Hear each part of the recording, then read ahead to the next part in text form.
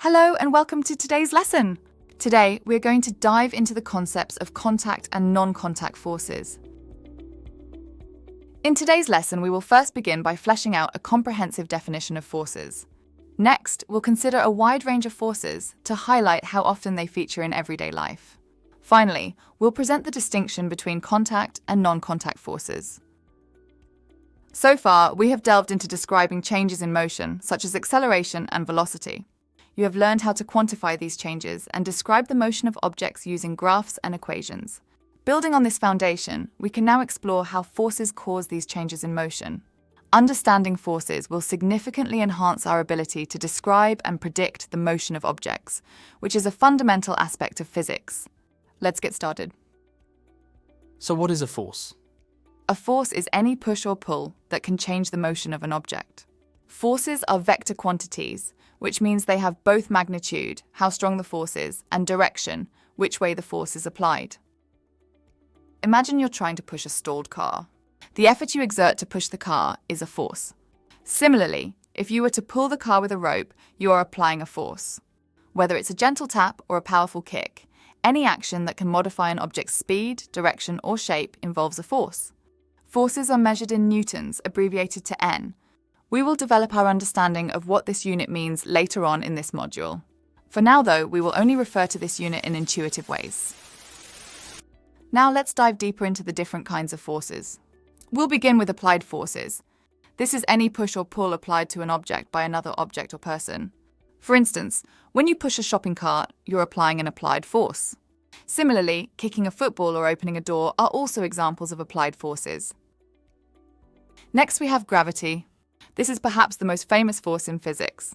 Gravity is an attractive force between objects with mass. It is also the force that pulls objects towards the center of the Earth. Imagine holding a ball and then letting go. The ball falls to the ground because of gravity.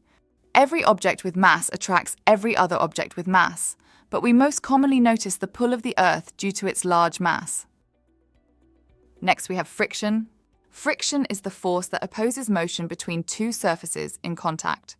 For example, if you try to slide a heavy box across the floor, frictional force resists this motion. Friction always acts in the opposite direction to the movement and is crucial for activities like walking or driving, where it prevents slipping.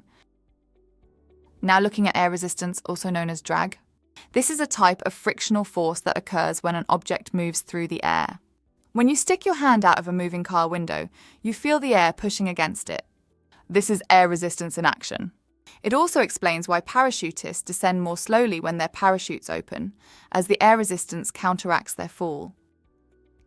Finally, we have tension. Tension is the force occurs in strings, ropes, cables, or similar objects when they are pulled tight.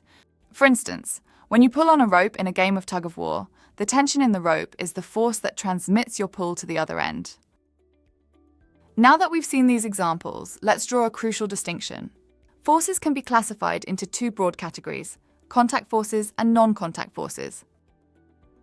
As the name suggests, contact forces require physical contact between objects. Examples include applied forces, friction, normal force, and tension. In all these cases, the force is transmitted through direct contact between objects. In contrast, non-contact forces can act over a distance without any physical contact between objects. Gravity is a classic example. Even though the Earth is not touching the objects it pulls, gravity still acts upon them. Other examples of non-contact forces include magnetic forces and electric forces. In today's lesson, we delved into the concept of forces. We started by defining a force as a push or pull that can change an object's motion, emphasizing that forces are vector quantities with both magnitude and direction.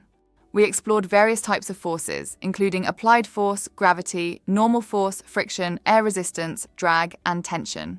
We classified these into two categories: contact forces, which require physical contact between objects, and non-contact forces, which act over distances without physical touch.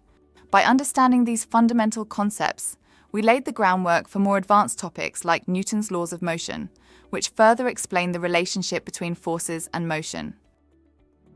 Watch the rest of the GCSE physics course at Sophos Education.